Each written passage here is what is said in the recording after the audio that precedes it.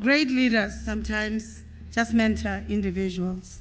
But when they build institutions, they become like the baobab trees that give shape, that give life, that anchor the sustainability and the humanity of people. And for this, Mezanele, we're quite appreciative that the trees, and I saw at the background of the screen where they quote your speech, President Mbeki, trees feature a lot. And I think this is an invitation to life.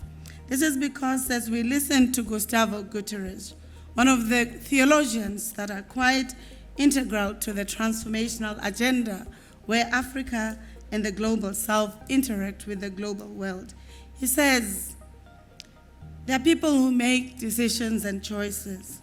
Some of the choices are life-affirming and some are death-dealing. Some promote violence and some promote the pursuit for well-being.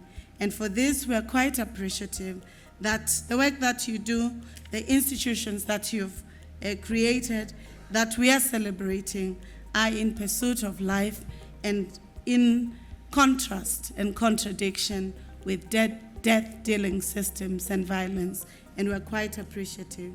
Toni Morrison writes and says, we should free ourselves. And freeing ourselves is one thing, but we should claim ownership of the freed that was another. Hence, Unisa struggles for gender equality, women empowerment, and learns from the best in our society and tries to ensure that as we do so, we create opportunities. Today's lecture is for all women and girls, rights, equality, and empowerment. At Unisa, I've just reported, Mezanele, we have 71 to 73% of students registered at Unisa are women. But we are also looking at how not to marginalize men, understanding the history of apartheid and the marginalization of black men in particular. And these are some of the questions that we are contending with. Earlier on, we had Judge Monageng, who served as the first vice president of the ICC, who gave a lecture at Unisa in honor of the work that the university, yourself, but also the continent must play. She reminded us interesting but disturbing information of the cases that she had to preside over, where sometimes the violence on the women's bodies were not believable, where women would have been forced to have babies or they were taken out of their bodies in a very violent ways. She reminded us of the work that you would have done to mentor judges such as Judge Navi Pillay, who served as the president of the International Criminal Court for Rwanda, and also who enabled that the ideals that had been fought for against apartheid, colonialism, were not just beneficial for men, but were beneficial for men and women, girls and boys, and for anyone who wants freedom. Yesterday, we also attended dinner hosted by the foundation to celebrate you, Mezanele. In this, we could share a bit of information about the excitement, the dignity, seeing some of the torchbearers that you journeyed with, and we're quite appreciative.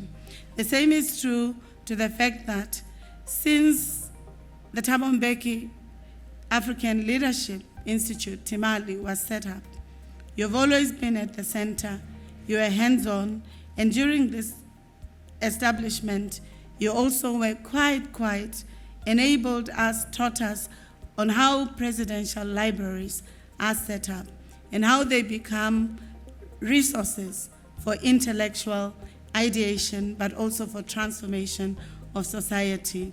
At the national level, you have been instrumental in the establishment of the South African Women in Dialogue, which has led and cradled many of us in the corporate, in public, and in many facets of lives. And these are quite important. I was requested by Unisans to celebrate you with all women that you have held hands, that you have cradled, that you have honored and sometimes whom you have nudged to do right. One can confidently state that Unisa and the Thabo Mbeki Foundation are quite appreciative on how you have helped us to elevate the questions of gender, of economic transformation, of justice, of how education can be resourceful and not just an elite practice. You've also helped us to understand how it is important for countries, for institutions to fare well in how they enable boys and girls, women and men. In one of the conversations I had with you, Mama Zanele, you indicated that there's so much noise when you're in a position of authority and power, especially when you're a woman. And you said, it is very important that even as you listen to the noise and look for constructive ideas in the noise, but you should never lose purpose and never lose the imperative for institutional building. And we are very grateful for that, because sometimes when women leaders are contending with the noise, sometimes they let the noise swallow them and not invest in institutional building. And that, for me, is a secret that I want to share with you, colleagues.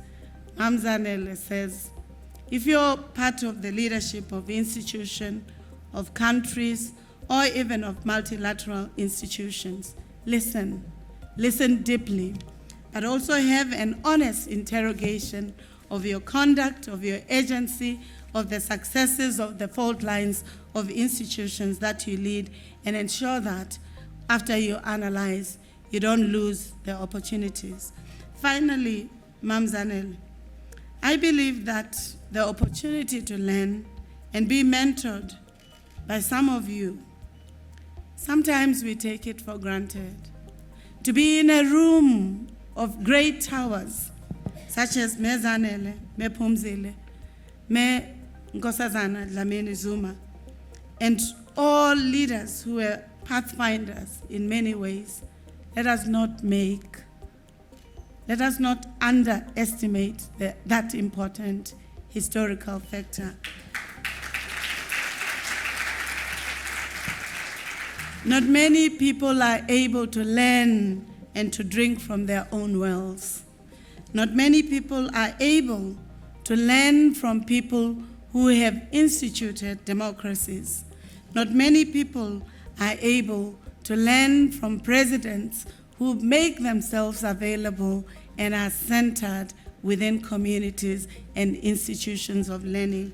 Not many people make themselves available to youth and young adults, to multi-generations of people to share their own journeys and trajectories, and therefore we are quite appreciative of this opportunity, because our learning laboratories and classes are also experiential, are also with us, and therefore it's very important. Finally, I'd like to state that for us as the University of South Africa, we are committing to strengthening the historicization of the work that has been undertaken.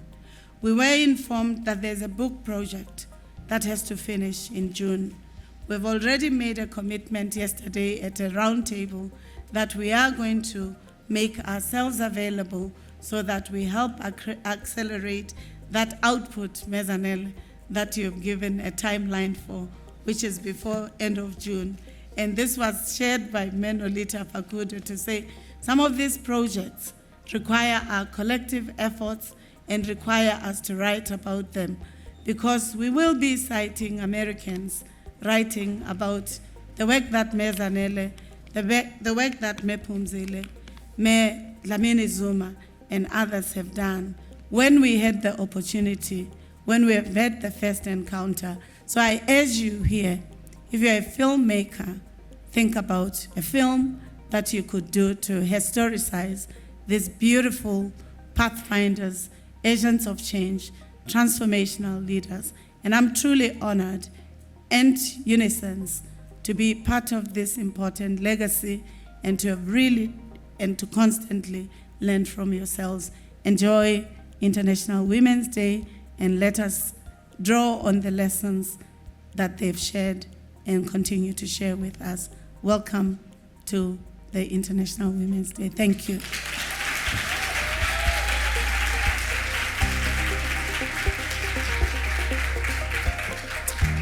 Thank you so much, Professor. What an inspirational speech.